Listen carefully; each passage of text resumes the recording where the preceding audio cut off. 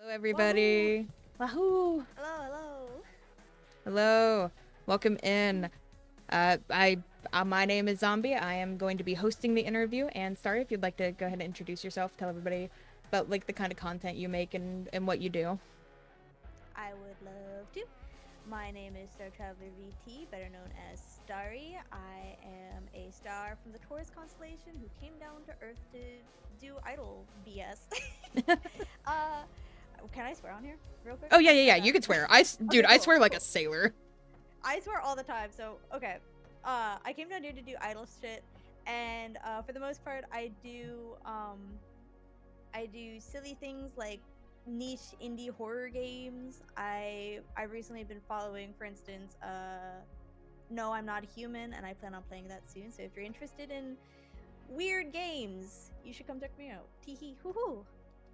Yeah, definitely go and support Starry. I'm Thank going to you. go ahead and shout you out. But yeah, we are going to be talking about mouthwashing today. When Starry suggested that we talk about mouthwashing, I got very excited because I love that game. I'm sure you guys remember when I wrote that like big essay about mouthwashing after I played it for the first time on stream. I had a great time with mouthwashing. Mouthwashing is it's such an experience, really. It's like Mm-hmm. I always love those games where you have to piece together what's going on, and I like games where it doesn't like spoon feed you the story. So Yeah. seeing mouthwashing and seeing it become like very I don't know if it's like super mainstream, but like seeing it become very popular was like yes. I was so Yeah. excited. It was really exciting to like see that game get a lot of success. Yeah. Going into what I have set up for us, to give everybody a bit of backstory on Mouthwashing. Mouthwashing was a game made by Wrong Organ. They're a dev team that met in a development school called Future Games in Sweden. It had a 15-month, I guess, like, I think dev runtime, like how long it took for them to make it, and they had an 8-person team. Starry, could you tell me about your, like, first experience playing this game? Like, how did you find out about Mouthwashing? Oh, that's a good question. I don't know how I found out about it actually. I'm trying to remember. I know I'd heard about like a game coming out soon where it was like, oh, it's like this really weird horror game. You might like it. And then one of my friends, Bonesy Rather VA, was like, Starry, you need to play this game on stream like right now. I was like, okay. And I dropped everything and I just played it. And it was probably one of the better decisions of my life. So your first experience playing it was on stream too? Yes, I didn't look anything up. All I knew about it going in was that it was about a ship that crashed and all they could drink was mouthwash and that was basically it. Mm-hmm. I played it early on too. I Mm-hmm. played it like the week or the week after it came out, so I think that I did too. My experience with mm. mouthwashing was I was really excited about a different game that I ended up being pretty disappointed with. And then I saw that a bunch of people on Twitter were also disappointed. And they were like, hey, but mouthwashing came out on the same day and mouthwashing is really good. So I was like, okay, I'll try Mm. mouthwashing. And I was really happy with it. Yeah, mouthwash. I love mouthwash. There's only so many ways to say it, but it's genuinely one of I think it's become one of my favorite games that I've ever played on stream. Oh, So, yeah, I think so. I think so too. yeah. Um, I might say her name wrong. Joanna Kasurni- Kas- Kasurinen, I think is how you say her last name. Um, who was the writer for Mouthwashing. Um, Mhm. Frequently throughout the game, we get this quote, I hope this hurts. And that shows up like a lot, quite a few times in the game. And Yeah. I read during an interview, Joanna kind of explained that that's not necessarily a quote from any one character as much as it is like a message from her to the viewer of like, I hope this experience Um, makes you feel something. And I think that kind of like ties into like a bigger discussion about how like games are meant to make you feel. Do you have like any specific take on like the conversation that like games don't necessarily need to be fun or need to be like pleasant in order for it to be a good experience? I do. I'm very much a proponent, or I'm very much a vocal person when it comes to the whole games are art conversation. I even took like a whole class, I want to say last semester, about like creating interactive art or essentially games. Mm-hmm. Um, it was very fun. But I feel like games in general don't have to be pleasant. And I honestly think that sometimes the less pleasant like the more like if a game can make you feel something like disgust or horror or any of those kinds of things, I think that means that it's doing a damn good job, depending on like what it is, of course. But like if that's the mission of the game, then I think it's doing something well. Okay. And I love games that like are God, my words are not worded right now, but No, I think I you're love being games that coherent just though. thank you, I'm trying my best. But yeah, I think games that I love games that make you feel things. I love games that might be a little unpleasant to play because I think that's just basically like I mean, it depends on how unpleasant. Like Yeah. if it's like something for the sake of doing something like shock value or something, it's just not as fun. But if it has a meaning, then Hmm. that's what I like to see. I know that a lot of people have that discussion about games like Pathologic, where the game is not Mm-hmm. necessarily fun, but the story makes up for it, and like the dread that you experience as a player kind of like ties into the dread that the characters in the game are experiencing, and I think Mouthwashing does that really well. Yeah, like the whole time you're playing, it's just like you feel uneasy and you it takes a little while to figure out why, but once you get there it's just like, oh shit. Yeah. Yeah, I think so too. Mm-hmm. Is there any one particular character, because a lot of it was also like the I hope this hurts, like tying in your Mm-hmm. experience with the characters, like all of the characters are kind of meant to, I guess, like mirror this, it's like self introspection of seeing yourself and seeing even like bad parts of yourself and how that can be uncomfortable to kind of come to Mm-hmm. terms with. Was there any one particular character that you identified with, and like how did seeing their experiences and seeing their struggles through the game kind of affect your experience? Honestly, I kind of find myself relating to Daisuke a little bit in that I'm kind of like uh I don't want to say naive because that feels a little mean, but like I am a little naive and I'm very like I feel like I'm someone who puts a lot of faith in authority and stuff, and like it just he's also kind of just how do I say it? He's also doesn't have much of a path in life, which is something that I've dealt with in the past when I was about his age. I think he's 19 in the game, something like He's that. pretty young, yeah. He's the youngest of the crew for sure. Um but just like I don't know what I would do in that situation if I were in his shoes. I might have done the same thing as he did, you know, just put my faith in someone else and not really think for myself, you know. So, Yeah, yeah. Daisuke's story is really tragic in that like It's extremely tragic. he was relying on Jimmy because Jimmy was the, like you said, like Jimmy was the authority figure at the time, Mhm. and Jimmy like took advantage of that for sure. And Oh yeah. I think that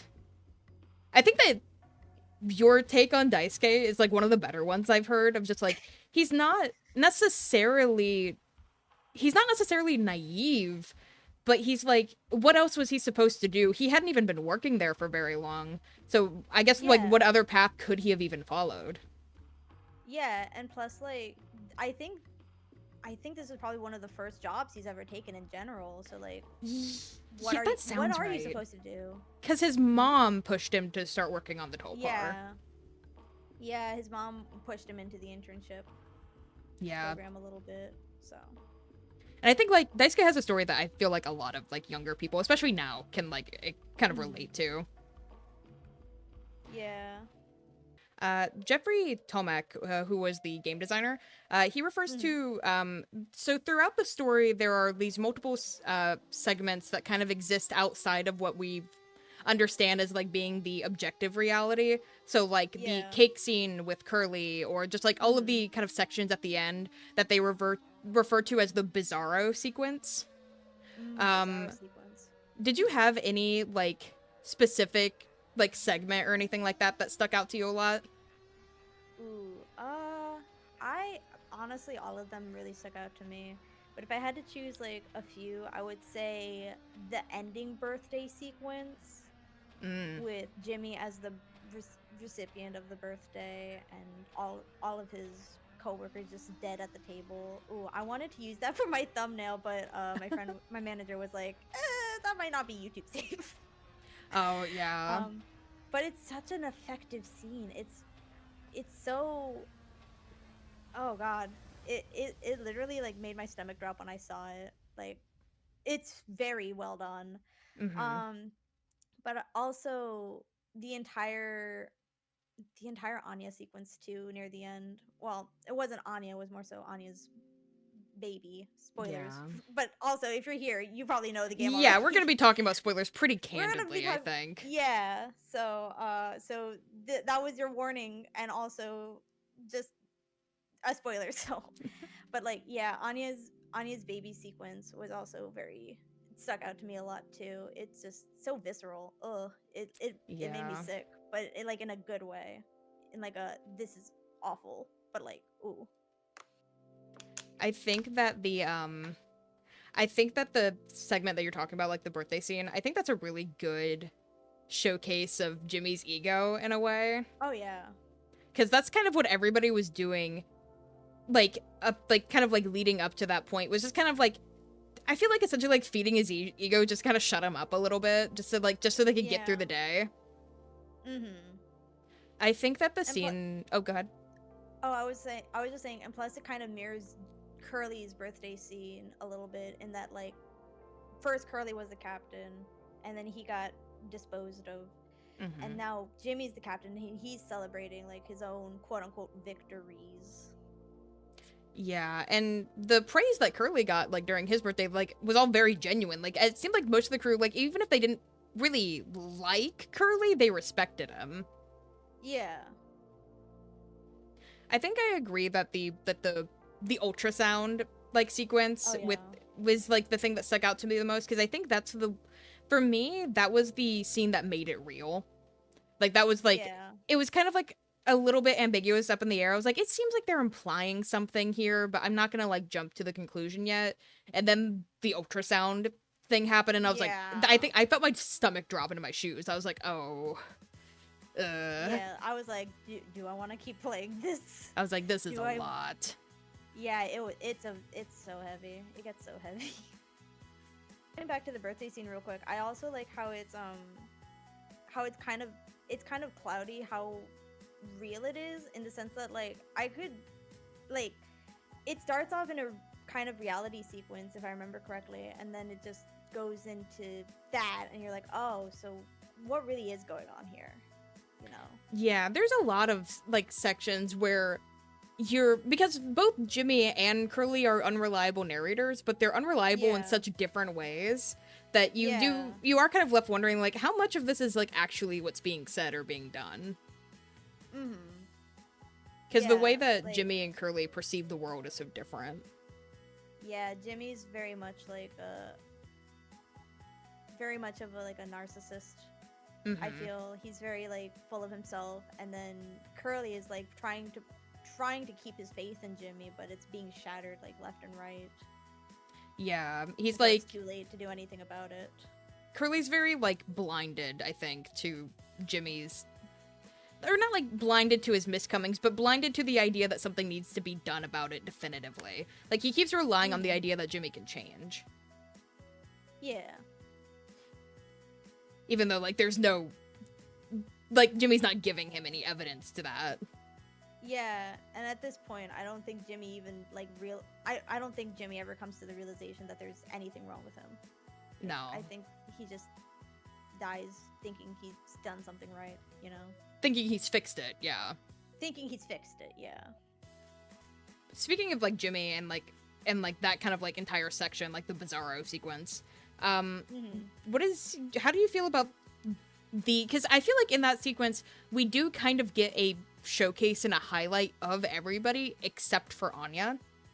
Like, Yeah. I guess, like, how do you feel about the fact that like Anya's never really addressed in that, and that instead of like addressing Anya specifically, it's like the idea of the baby, or like like, I guess, like, just how do you feel about the absence of her in those sequences? I've seen a lot of takes on it, and I think my personal favorite take is that it just showcases that he never cared about Anya as a person. Like he never really even thought of her as a person, if that makes sense. He just saw her as like something he could, you know, and then throw away, you know. Yeah. It Yeah, which is horrifying. Frankly, yeah. very upsetting. Considering like the position of power that Jimmy was in and the fact that like every he seemed to hold so much importance in like the men of the Topar, like the men of the crew that he had failed, and yet doesn't Yeah. even acknowledge the fact that Anya was also there, and that I think that Anya was the turning point of the story. Like his misactions to Anya is what started the whole thing. Oh yeah. Like after Anya tells him of her pregnancy, Mm-hmm. that's when he decides to crash the ship. Yeah, Yeah. I think that I don't know. I think that like the visuals that we do get that pertain to Anya, especially like the sequence at the very end where Jimmy is talking to Polly. And I Mhm. saw someone point this out, and I thought that that was really interesting. That Polly uses the same text color that Anya does. Yeah. So it's almost like he's kind of he.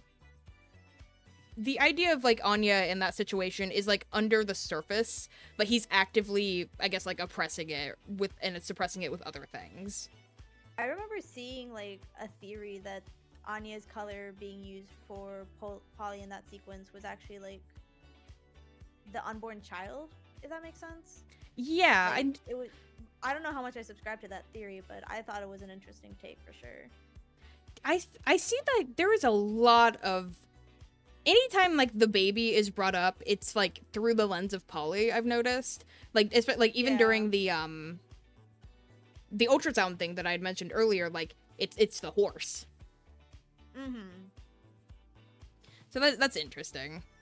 I'm not sure how Yeah. much I subscribe to that idea either, but I do definitely think that there is a connection between like the idea of the baby and and Polly, though. Yeah, for sure. Let's see. So we talked about it a little bit, like how much responsibility that Curly claims over Jimmy.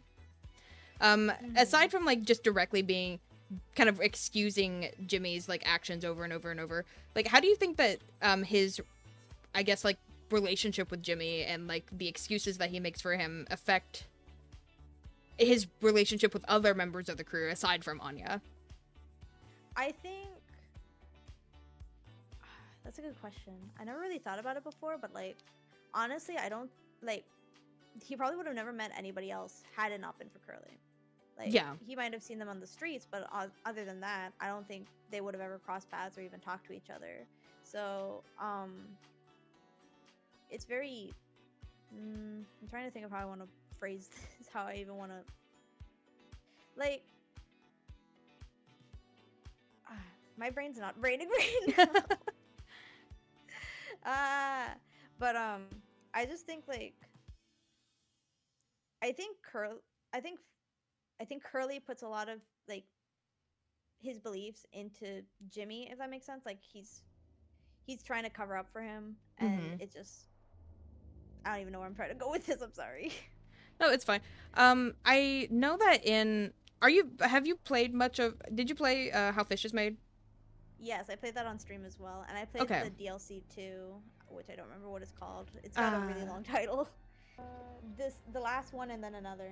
the last one and then another. Yeah, because in that, Curly we do get some dialogue from Curly that's not in the game, that's not in Yeah, Mouthwashing, where he kind of explains that he's the one who kind of pushed Jimmy into taking the job at Pony Express. yeah, which I found very fascinating. Yeah. Um, it's really interesting to see like I feel like this is almost like a fever dream that Curly has while in like after the crash. Mm-hmm. That's kind of how I see the whole how fish is made thing personally.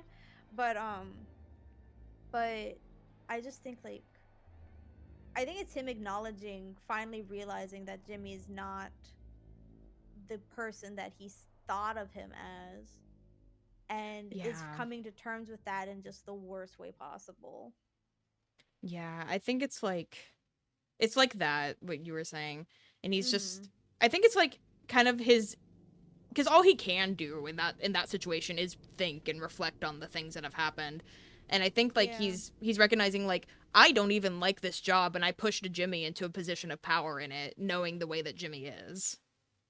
Curly, I honestly do kind of like I acknowledge that Curly really fucked up, like Mhm. really badly fucked up, but I also can't help but feel bad for him just cuz like does that fuck up warrant such a grand reaction and like that level of punishment, you know?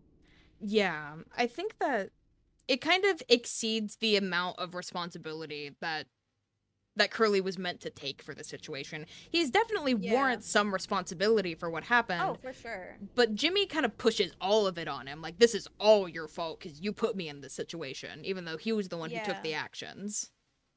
Yeah, one of the things that I always come back to think about with mouthwashing is just the idea that like nobody will ever know that it's Jimmy that crashed the ship. Everybody will always think it was Yeah, Curly. which is So, really like that's one of the more heart-wrenching things about it. It's just I remember when that reveal happened, and I think this is a good example of like experiencing the feelings of the characters in the story where I felt betrayed. I mhm. was like, oh my god. Yeah. I was like, oh, fuck. Yeah, I was like, because I was kind of in like the group of people where I was like kind of ragging on Curly a little bit. I was like, well, what the fuck is that? Yeah. What is your problem, dude? And then that happens, and I'm like, oh my god. Like, I stepped all the way back. I was like, oh, no, I'm bad. Mario is me. I'm the Yeah. problem. It's kind of like it's kind of like falling for Jimmy's perpetual lying. Like it's just Yeah. like you feel like you've been gaslit by the game almost. Hmm. So I wish that, I wish that things would be a little different for Curly. Yeah, I mean, I wish he had taken a little more responsibility, but like also just poor guy, poor guy. Hmm.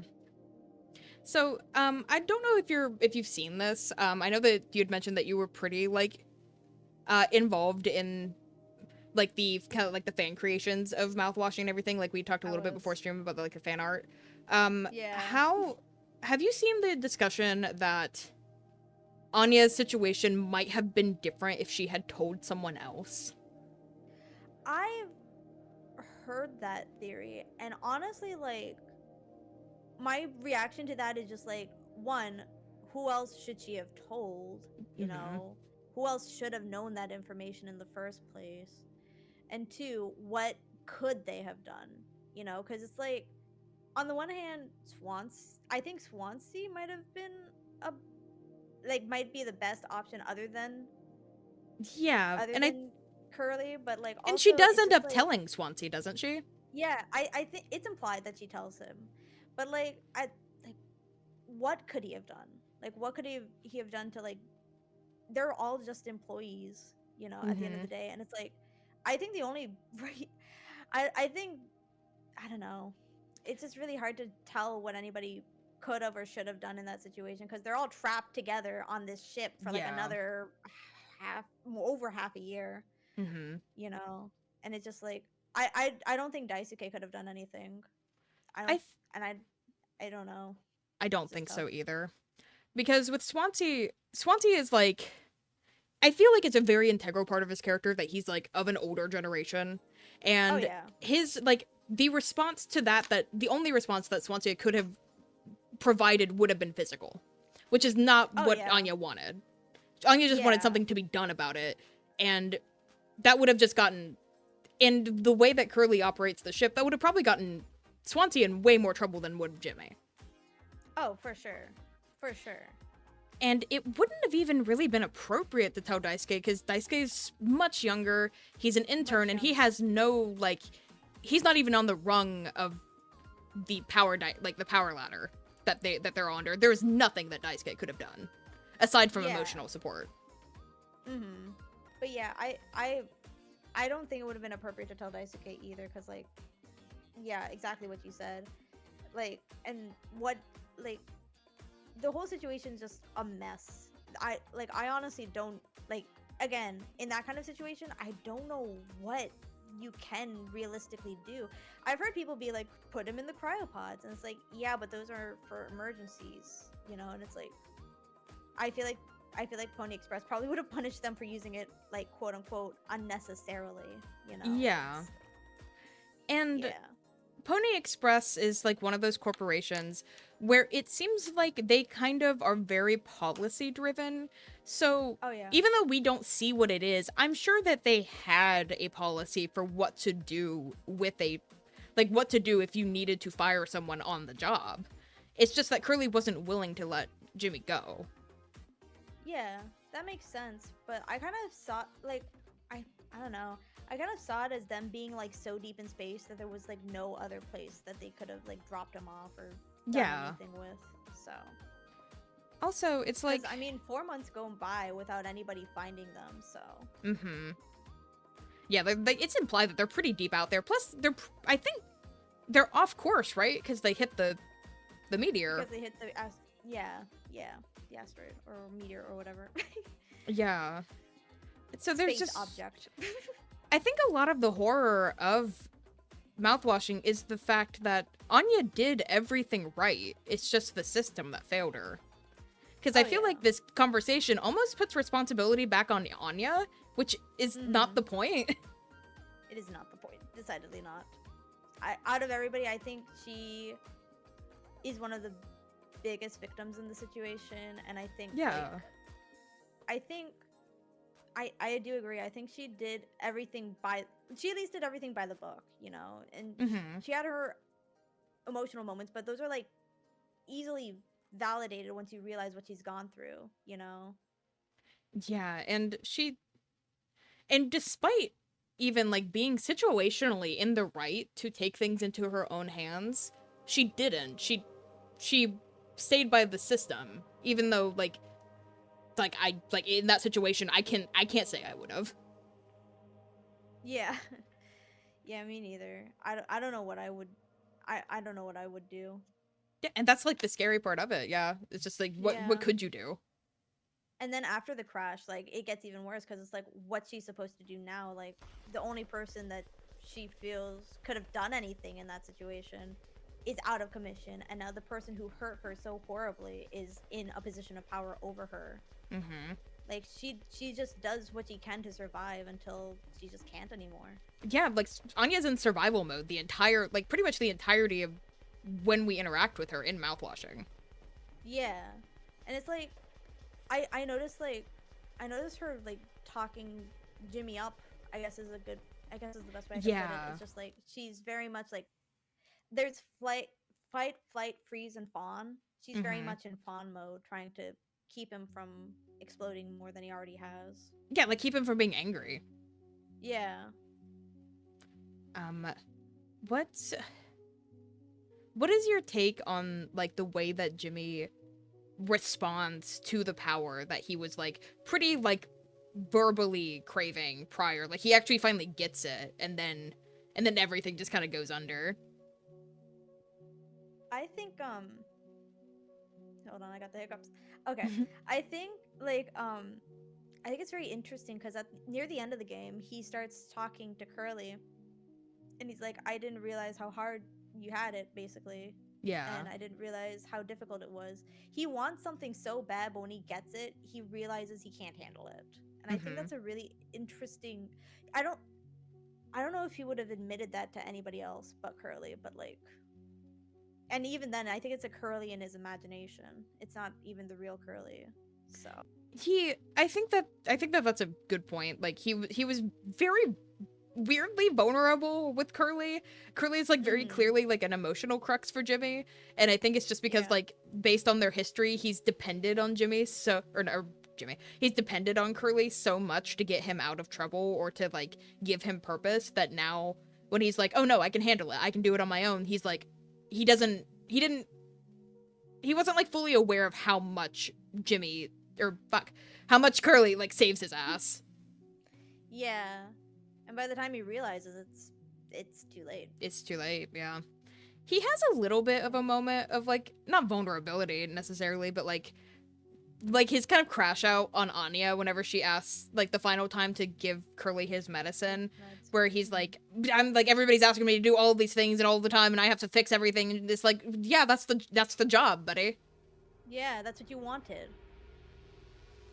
And it's like this is like these are things that you should have really been already familiar with doing, considering that you were co-captain. It's just you weren't doing any of it because Curly Yeah. had it. Yeah. He goes pretty easy in life, or at least through the co-piloting job until he realizes like how tough the piloting job actually is, how tough it is to be a captain, how tough it is to take responsibility, and like Mm-hmm. that. Yeah, it's just something he's not willing to do at the end of the day. Because like one of the aspects of taking responsibility isn't necessarily like being the man to fix everything. It's also admitting that when you're wrong, and he just wasn't Oh willing to yeah, do that. yeah. Like, the whole time he's just, oh my god, fucking Jimmy. Yeah, I know that's kind of the consensus of it. Like fucking Jimmy, man. Yeah, like come on, dude. It was really interesting to see how pretty much collectively the fan base hated Jimmy, because usually with characters Yeah. like that there's a little bit of like kind of wiggle room and leeway of like some people are like but like it's pretty like I would say like 80% of the fan base like fucking hate Jimmy.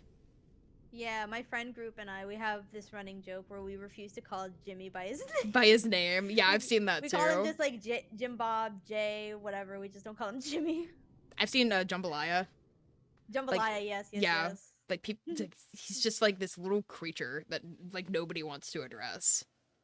Yeah, and like honestly, I think that's what makes him such a good character is that he's so easy to hate, but it's like it's for good reason. It's for Yeah. good reason that people hate him. And I've seen people be like, "Yeah, I think we all know with Jimmy in our life, and it's just like a matter of time before." Well, it's not even a matter of time. It's just a matter of like what they can do if given too much power. Mm-hmm.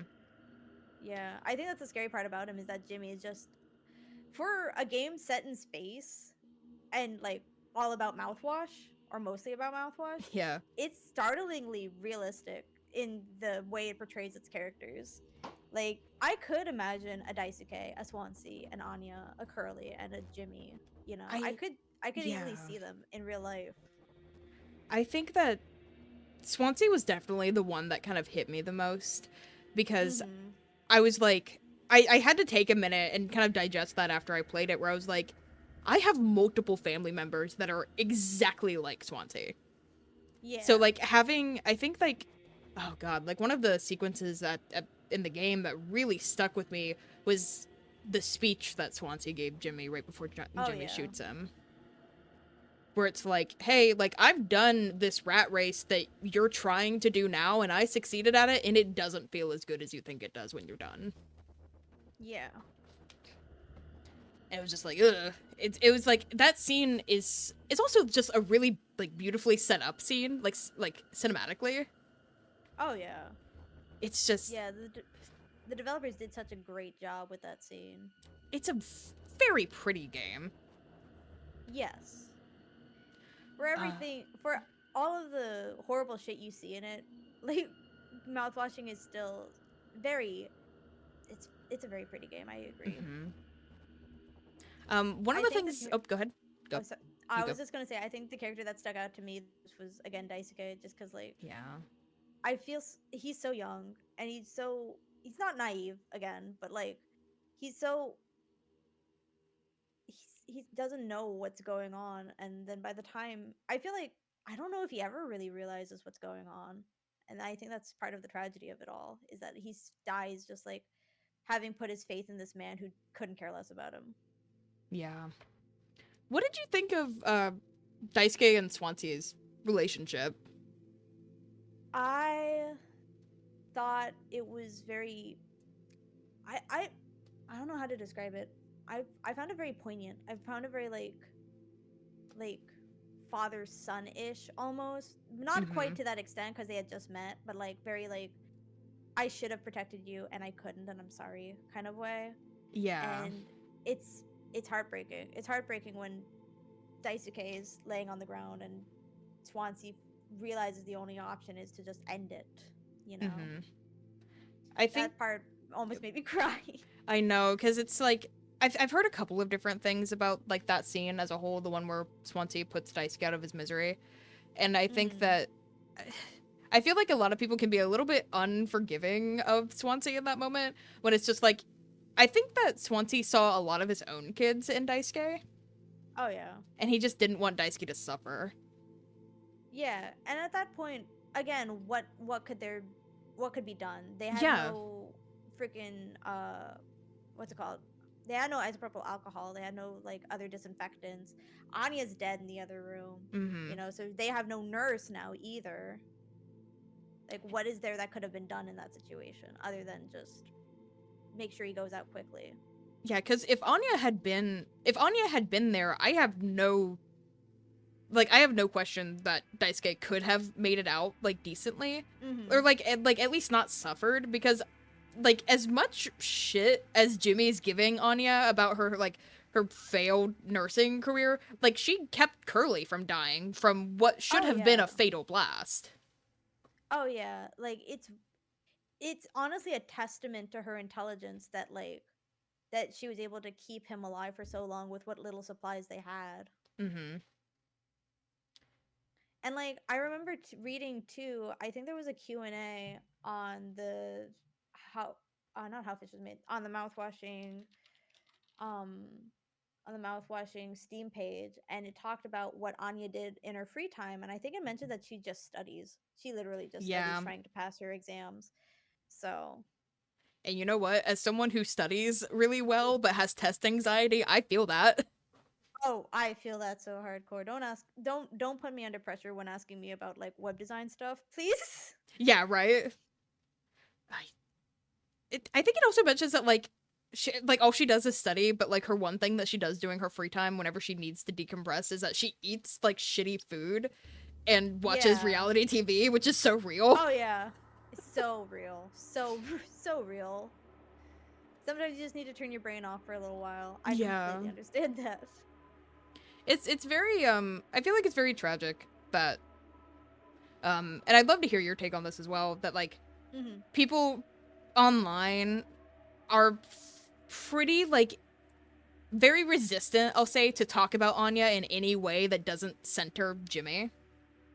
Yeah. I can definitely see that, especially because Jimmy is such an unfortunately integral part of her story. Mm-hmm. But also it's just like Anya is at the end of the day her own person, and like she may be a fictional character, but she deserves to be talked about like a person. Not all of her story is so reliant on Jimmy. Although a good majority of it is within the game, but she Yeah. is her own character.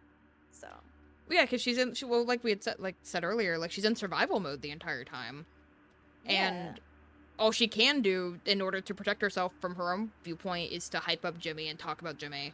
But I feel like Anya is one of those characters where you can kind of get a better feel for her personality based on her environment. Like, if you take the time to actually look around the the nurse's med bay. office, yeah, Yeah, you get like a lot of kind of cute things that kind of point a bit to her personality. Like the stupid yimpy thing on the board. yeah, yeah. Like I know Daisuke Uh, drew that, but she kept it. she keeps it. She keeps it. I'm trying to remember what I saw around there. I remember like she keeps a radio on with like I think it was Curly's playlist on it too, Mm-hmm. if I remember correctly. But I might be misremembering. I might be thinking about a different area of the game. But she keeps a radio in there. She keeps like a calendar in there. She's probably tracking the days to like when they can finally Yeah, go get off home. that damn ship. I think in that article that you were talking about on the Steam page, where it kind of like goes Mm, over everything, it mentions that Anya has a lot of psychology books kind of in her office as well, and I wonder yeah. if that implies that at some point, because she's obviously struggled a little bit with the nursing Mm. exam. I wonder if she would have like taken an interest in going into psychology. I feel like that I could definitely see that. I could definitely see that. Yeah, she definitely has like that interest in medicine in general. I mean, she's a Mm-hmm. nurse, obviously, but like, I mean, psychiatry and therapy is not a bad backup plan, you know. Mm-hmm. I also would have loved to see more of her and Curly's dynamic because they seemed pretty comfortable with each other. He Mm-hmm. has her picture in his locker, like at in The the cockpit, and she yeah, the has his ID. playlist and everything. They're clearly friends. Yeah. Yeah. Like yeah. I mean, I feel like we do see a little bit of it in the game, but I Mm-hmm. would have loved to see it expanded more for sure. I think um I don't know. I want to know how they met. Like, was it on the job or I mean, definitely on the job, but like how did their friendship kind of like go from there, you know? Yeah, I guess like more so what I meant was like I would have loved to see their dynamic. Like I think it's like the fucking or Jimmy thing. I would have liked to see more of their Yeah, interactions that didn't revolve with around fucking Curly or fuck Jimmy. I yeah, don't know why I yeah, keep same doing thing. that. No, you're good. Yeah, I would have loved to. I think that would be really interesting to see their interactions if Jimmy hadn't been there. Mm-hmm. I feel like they probably worked together before, even. I could definitely see it. They seemed comfortable with each other for sure. Yeah.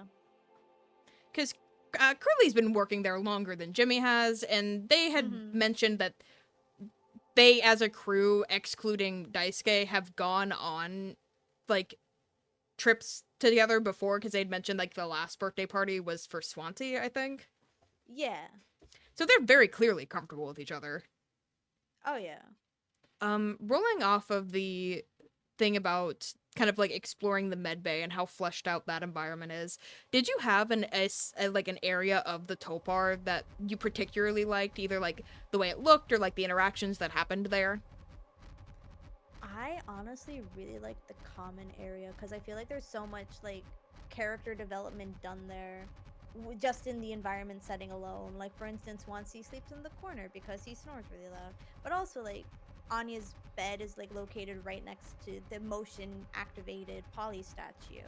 Mm-hmm. Um and the Oh, I didn't even think about there's that. yeah, there's the board game where like you can see like the last time they played and stuff is still kind of intact sometimes, and the dead pixel in the screen. Ooh, that scene always gets me. I love the music from that scene. I almost made it my ringtone, but that was like, Yeah. that might be too much. That might be too much mouthwashing. I I agree with you. The common area is my favorite. It's the area that changes the most depending on like what part of Mm-hmm. the story that you're in. A Yeah. lot of like character development happens there. I also just like the way it looks. I really love like like retro futurism stuff, and like the kind of like kitschy 70s aesthetic it has is really nice. Yeah. It's it's very like I don't know. It's just such an interesting place on the ship. Mhm. You can learn so much about everybody there, and then you can also learn about you can also gather like information just from like the environment. I don't know. I just think it's so fascinating. Yeah. I think that like I was also thinking about it too. It was just like like Daisuke's like stupid Game Boy that he has under his pillow, and like Yeah, that's where and you the like go to get sweeteners. the sweetener. Yeah, The the dead pixel scene I think is one of the more iconic scenes in the game. for sure. Do you have like any like particular thoughts on like the dead pixel scene? I just think it's such I think it's like the first time where we truly, well, not the first time, but it's when the game actively starts telling you like something is wrong with the dynamics on the ship. I mean, Mm-hmm. it's already been kind of hinted at and stuff, but like, well, in the timeline at least, in the timeline of everything that's going on, this is the quote unquote first time where it just, where like Curly starts to realize something's wrong, Yeah. but he can't quite put his finger on it. And it's also the first time where I, as the player, was like, dead pixel. That's got to mean something, Yeah. you know? A lot of Something people's must in have gone wrong. Yeah, a Yeah, lot of people's interpretation of the dead pixel is that Anya is kind of like indirectly talking about Jimmy. for sure, for sure. I very much That's subscribe to that theory. I think that's pretty solid. I'm not sure. I'm not really sure what other interpretation of the dead pixel there could be. Yeah. Just like there's something going on outside of Curly's view that he either isn't really looking for or is like just oblivious to. Yeah. That's also where we And get the drop about the bedroom doors not locking, which was a really yeah, big thing. a very big hint. Very big hint that something horrible had happened. Mm-hmm. Why does the med bay door close and not the what is it? Not the bedroom Yeah, like bays? the personal And he just quarters. decides for safety. For Yeah, safety. and it's like Which is for whose safety? for whose safety, yeah. I I feel like Curly subscribes a lot to like the what's the best way to put it? The like forced positivity, I guess, of like Toxic positivity. yeah, like the toxic positivity of Pony Express's like very corporate like mindset of like how they manage everybody on the ship. It's like all of those Yeah. things sound great in theory, but none of them actually work in practice. Yeah, like all of the posters on the wall when you first get to the cockpit, or not Mm-hmm. cockpit, the common area, and even in the beginning, before, like when you exit the cockpit after intentionally crashing the ship, there are so many signs where it's like these playful, like, oh, don't be daft, and it's just like everything is your fault. Everything you do will be deducted from your pay, you know. Yeah, It's kind of like just trying to play up this positive atmosphere, this wholesome, comfortable, like, oh, we're a family, but also don't fuck up. yeah. I think it's like I think a lot of like Pony Express kind of operates on this like business model that really like in real life irritates me, where you assume nothing bad is going to happen, so you don't actually have fail safes for when it does. Yeah, you don't prepare, and then Mm-hmm. you're kind of shit out of luck. Yeah, and then like people get hurt, so it's like Mm-hmm. kind of like rounding back a little bit to the Mm-hmm. like the like reception of this game. Do you feel like this game like had any like great impact on the way that people, I guess, like analyze or respond to like more like morally gray characters or like non or like I guess like realistic realistically written characters?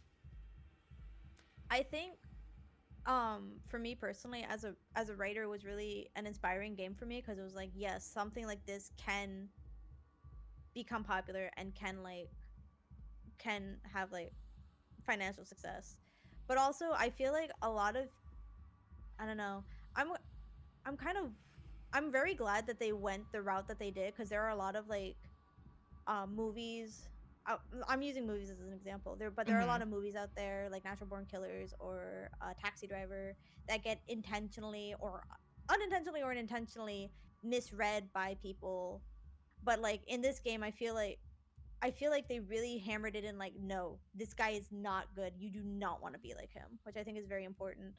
Um, I hope that's answering your question, because I No, it realized I kind is. of went on a tangent. But like, I I just feel like it's like, I I kind of feel weird about how people make out Curly and Anya's relationship. I don't know. I like the Yeah, shipping culture of the game. I don't subscribe to it personally. I don't. I think it's just weird to ship anybody in this game.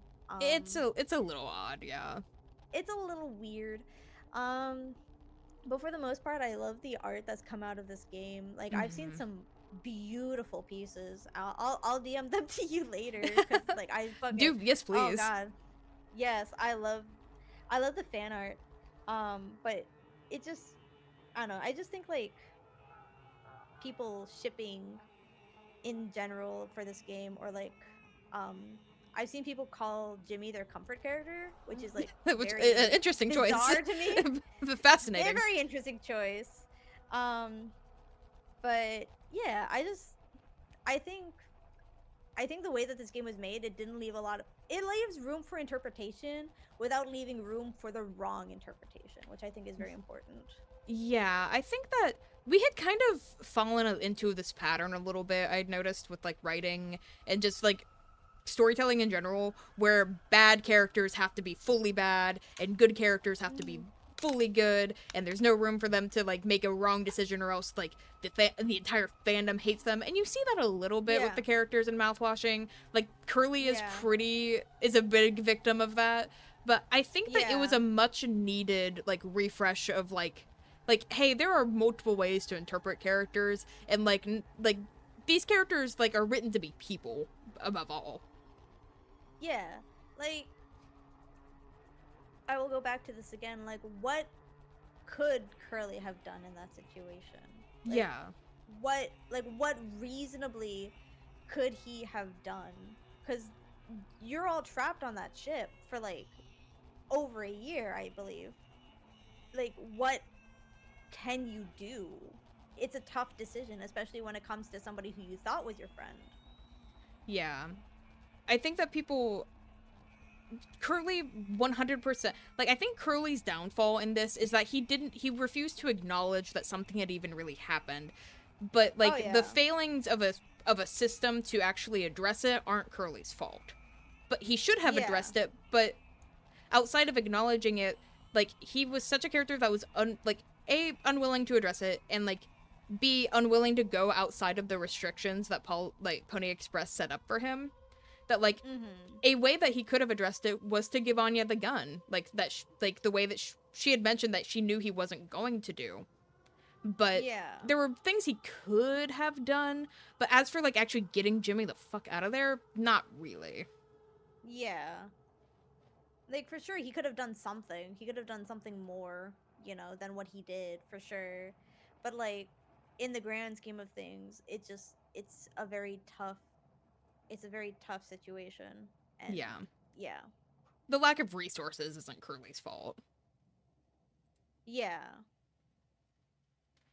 Are you looking like are so I had seen in an interview that mouthwashing is going to kind of or not mouthwashing the team of mouthwashing wrong organ that they're going to Mm-hmm. continue like using the kind of the PS1 like the low kind of graphic style. Like how do you feel about Yeah. that style? I actually really like it. Like, Mhm. I think it's, I think there are a lot of ways to use it creatively, especially nowadays when there's so much better technology than the original PS1. Like, I mean, I just think it'll be really cool to see what else they can come up with. Because, like, for instance, the transitions and the scene where Anya's dead, but, like, you don't know that yet. Yeah, the So they screen just blur tearing. her out. Yeah, the screen tearing. Like, those are really creative ways to, like, mess with the interface. And I think they're, like, with the technology we have now, it's, there's so much stuff you can do with it. Mhm. I know Like, that not like everything has to be, sorry, but like not everything has to be HD brilliant, like 4K. I think you can tell a good story with shitty graphics. Like, yeah, my I favorite think film so. one of my favorite films of all time is, I'm not saying this is shitty graphics, but like one of my favorite films of all time is World of Tomorrow. That film's completely animated with stick figures. And it's Mhm. like, it's the story that makes it great. So, Yeah. I think like I definitely agree with you. I am a little bit exhausted with the idea that like every game has to be ultra realistic where you can see the pores mhm. of every character. Like I'm a little bit Yeah. tired of that. I know that there's also on the opposite end of that, there's been like this kind of like public I guess fatigue with PS1 style games specifically, but also they're an Mhm. indie dev team. Like Yeah. there's a lot more I guess utility to having like a lower graphic style because that means that they can do more with the budgets they have. For sure, for sure. Um, I mean, I've even seen like Game Boy inspired horror games. Mm-hmm. So those are really cool. I think, like, I just think so long as they can tell a good story and make it maybe not enjoyable, but like make it Yeah. good. Yeah. I think that'll be enough for me personally. I don't usually focus too much on graphics either way, so. Is there anything in particular that you would like to see Wrong Organ do next? Like are you interested in like an expansion of the current universe or would you be Mhm. interested in seeing them tackle like a new original like I guess project? I think a new original project would be good. I think mouthwashing is such an open and shut game. Mm-hmm. Like, and when I say that, I mean I think it ended on a great note. And if they can think of a way to make it keep going or of expanding the universe, then that's great. But personally, I think that the story has for that universe has been told at this point. And I Yeah. usually like I think a true sequel would kind of be unnecessary. I mean, again, if they want to go for that, that would be I would still play it, but I prefer when studios are willing to try new things and stuff. So, I don't really want to see mouthwashing just because mouthwashing is so successful and it's so popular. I really would prefer yeah. not to see mouthwashing fall into like the Friday the 13th trap where there's like 9 games and like because I feel like that is kind Yeah. of like the antithesis of their point of like like the issues of capitalism a little bit. Yeah, yeah. I can Is definitely see that. yeah. Is there any like is there any like topic or like theme that you would like to see them do? Like Ooh. I think that they would make a really fun survival horror game, but I'm a huge survival horror nerd, so I I I like survival horror, but my personal favorite games are like puzzle mhm. adventure games, which so I think it would be really interesting to see. I think it would be interesting to see them tackle a survival horror game for sure, but also I would love to see like Wrong Oregon try to tackle like I don't know. There's like this really old indie game called EDC Syndrome. It's from like 2011. No, 2008, I want to say. And it has like really great fourth wall breaks. Like fourth wall Mhm. breaks before fourth wall breaks were like even really a thing in gaming. Um and I just would love to see them try to like handle that kind of thing where it's like I don't know. I think okay, a game where you're like dealing with someone's psychology and you're trying to keep them like on the right path, but they're like, but Mm. it's almost impossible to kind of thing. I don't know. I I'm definitely pitching want them to ideas here, keep but doing psychological horror. I think that they're really for good at sure, it. I think psychological that horror is great. where you're going with like the fourth wall breaks and doing that, I think they would do that really really well. For sure, for sure. So I think like Like definitely the files on path the that they're computer. on. Yeah. Yeah, I wouldn't want them to obviously I want them to feel like fed artistically and everything and if like for expanding to sure. other genres and stuff would do that for them. Mm-hmm. Like they're a good dev team and the stuff that they've made so far is really fun. But Yeah, I would like to see them stay in like the realm of horror a little bit. yeah, for sure. I mean, I also I feel like they could also handle like tragedies really well because that's what mouthwashing is. In all honesty, Mhm. it's a tragedy. So yeah, maybe like a just another tragedy. I love tragedies. What can I Yeah. say? Um I think like one of the last things that I'll ask is how did you feel about I guess the ending of mouthwashing, like the way that everything kind of wrapped up? Because you said that like you felt like it was a pretty good cohesive ending. Yes. I feel like I don't know. I feel like well, first of all, I'll say that I feel like Jimmy got off way too scot free. Yeah, I um, do too. but like, but I think the ending is just so tragic because like honestly, I don't think Curly's ever going to be found. I don't think Mm, Curly is making it out of this alive. I like Pony Express is dead. Who's going to look for the ship? They're not going to find it because it's already off course either way.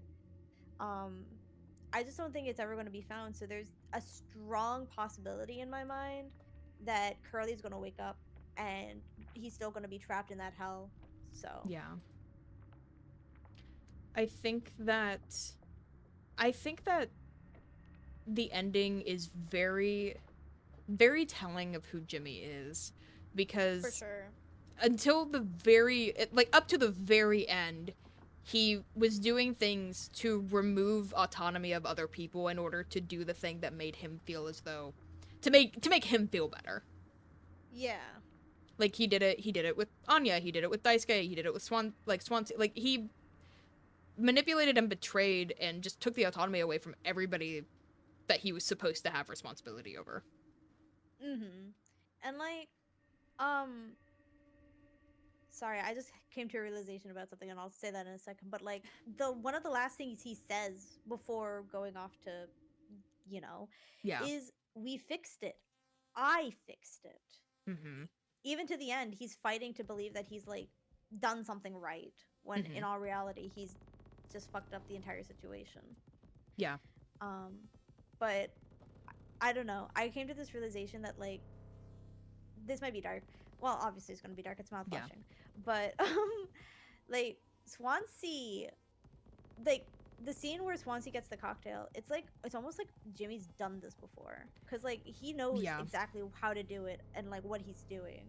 It feels like it's definitely something that he's thought of and possibly even like done before. So it's I actually noticed this as well.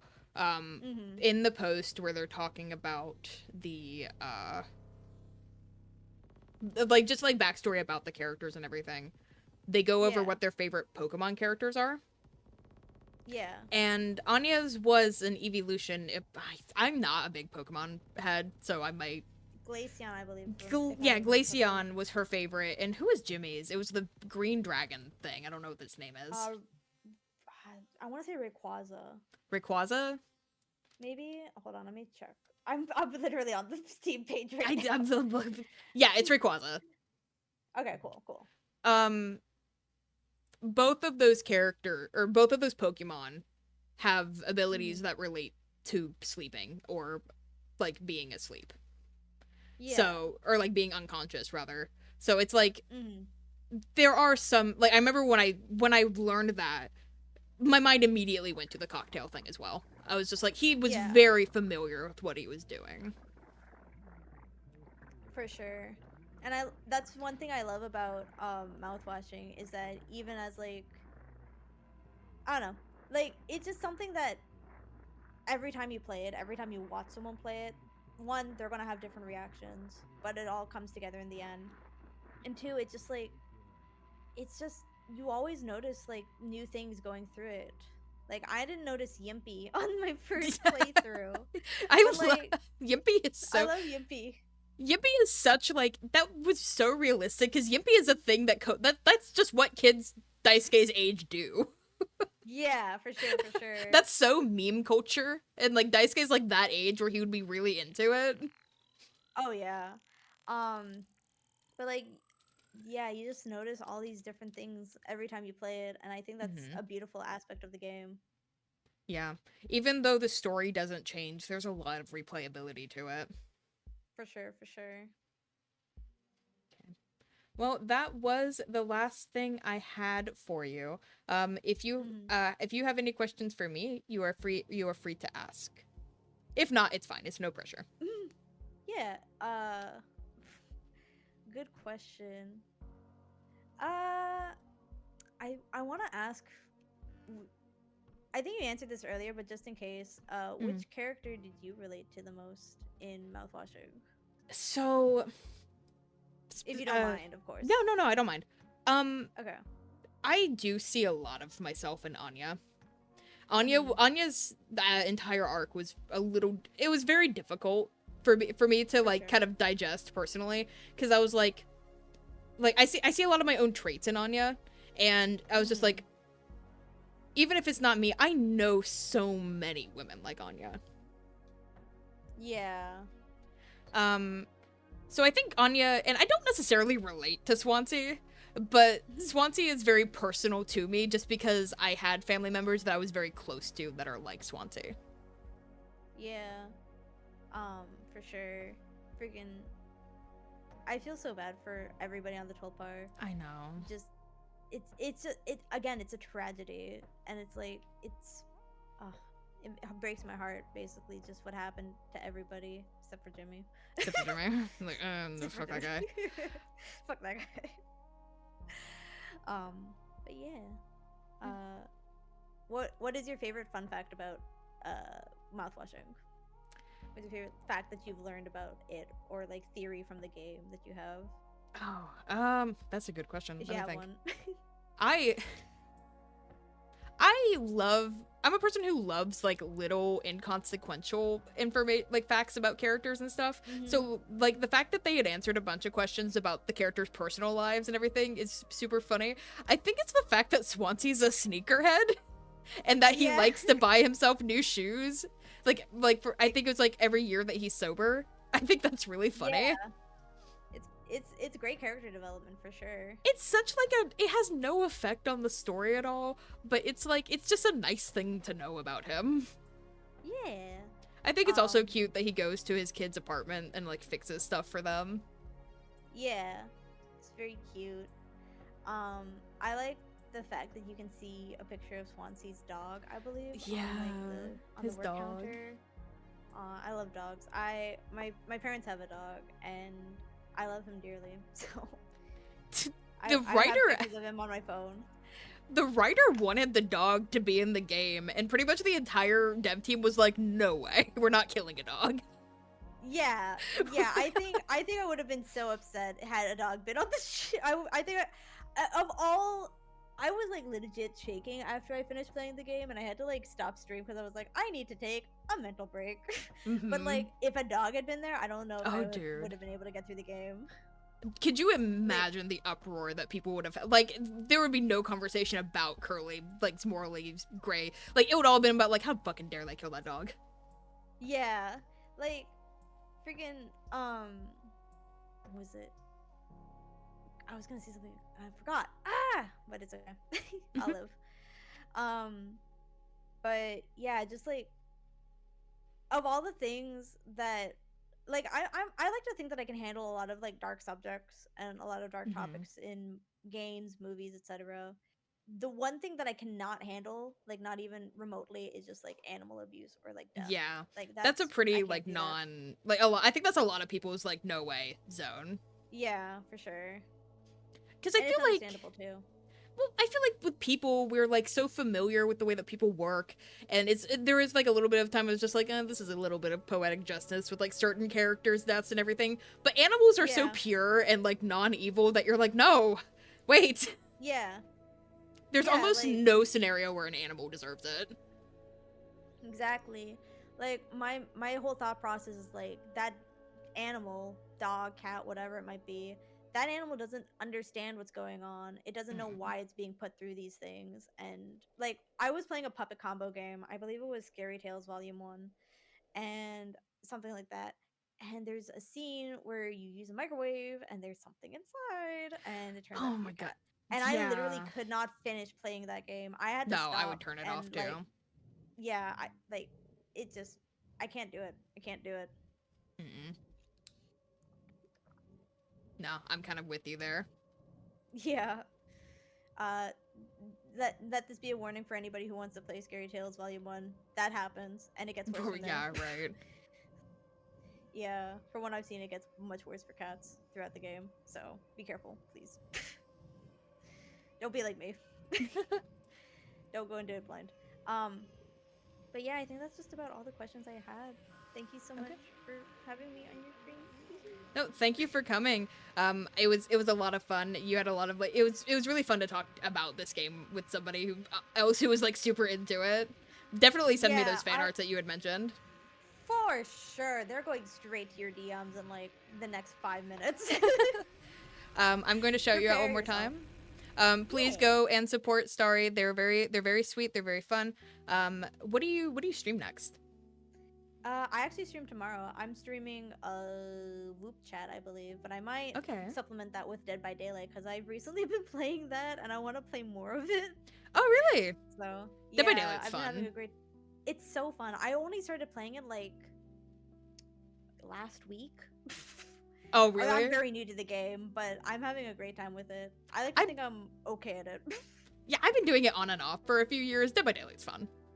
Yeah, for sure. I'm maining the Onryo right now. Or Oh, Onryo? nice. Yeah. Do you think play so. Killer? I play Killer. Oh my god, I don't play Killer. Survivor. I play Killer and I play Survivor. It's like a mix depending on if I have other people to play I with. am straight Survivor. I only play Survivor. I'm such a baby. I won't lie. I'm pretty good at Killer too. At least I like to think. I haven't made it very high in the ranks yet, but I'm doing my best. I mean, you're doing better than I do, right? I don't do it. But thank you again for everybody who came and hung out with us while we were chatting. I'm going to raid Kiza Kyun. So here's the raid message for Kiza. And I will see you guys tomorrow here, but have a good rest of your night. Bye bye. Good night, everybody. Bye.